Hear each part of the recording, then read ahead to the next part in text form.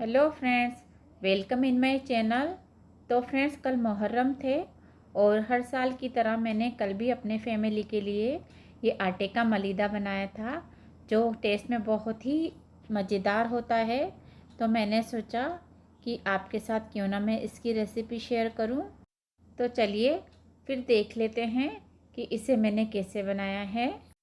तो इसे बनाने के लिए मैंने यहाँ पर 2 कटोरी आटा लिया है और उसके बाद मैंने आधा कटोरी सूजी ली है। सूजी मैंने बारीक वाली ली है और इसके बाद आधा कटोरी मैंने बेसन लिया है।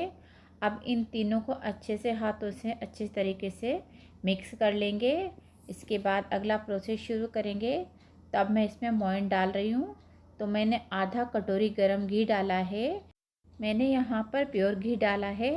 आप चाहें तो वनस्पति घी का भी इस्तेमाल कर सकते हैं। अगर आप देसी घी खाना पसंद नहीं करते हैं तो अब घी को हम दोनों हाथों से अच्छे तरीके से मल के आटे में मिक्स कर लेंगे, जैसे मैं कर रही हूँ।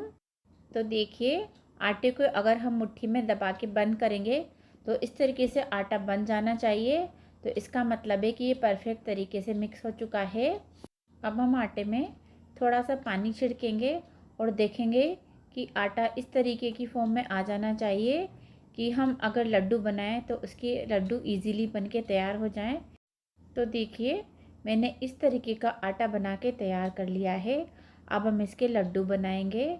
अब हमें आटे का उतना पोर्शन अपने हाथों में लेना है जितना हम इजीली लड्डू बना के तैयार कर सकें। तो मैंने आटे को यहाँ एक पेड़े की फॉर्म में बनाया है। आप चाहें तो गोल भी बना सकते हैं।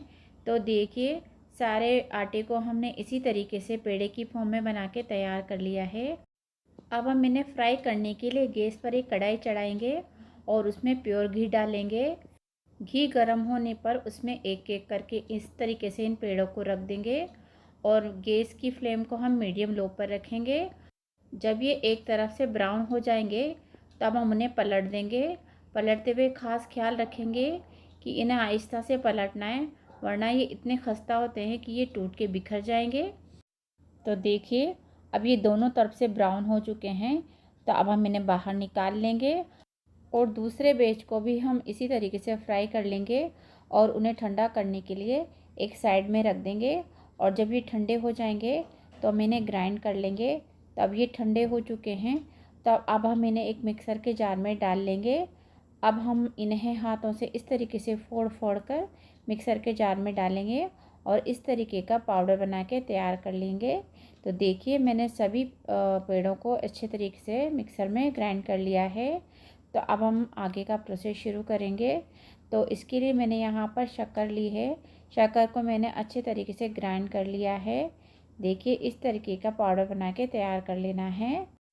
अब हम इस शक्कर को जो हमने मलीदा बनाया है उसमें डाल देंगे और इस शक्कर को हम हाथों से पूरी तरीके से अच्छे से मिक्स कर देंगे। शक्कर को अच्छे से मिक्स करने के बाद अब हम इसमें नारियल डालेंगे। नारियल को मैंने घर में ही कद्दूकस किया है। तो नारियल को भी अब हम इसमें अच्छे से मिक्स कर लेंगे। अब हम इसमें थोड़ा घी और डालेंगे। तो एक पैन में घी गरम करेंगे और उसमें 4 हरी इलायची कूट के डाल देंगे और इस गर्मा गर्म घी को हम चारों तरफ इस तरीके से फैलाते हुए मलीदे में डाल देंगे और चम्मच से घी को मलीदे में अच्छे से मिक्स कर लेंगे। तो फ्रेंड्स, अगर आपको मेरी ये रेसिपी पसंद आ रही है तो लाइक करें और मेरे चैनल को सब्सक्राइब करें। तो अब ये मलीदा अच्छे से ठंडा हो गया है। तो अब हम इसमें घी को अच्छे से हाथों से मिक्स करेंगे। हाथों से अच्छे से मिक्स हो जाएगा और अब ये लड्डू बनाने के लायक हो जाएगा।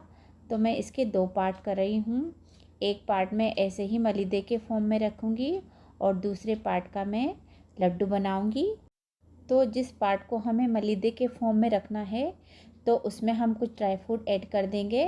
ड्राई फ्रूट को मैंने पहले घी में फ्राई कर लिया है।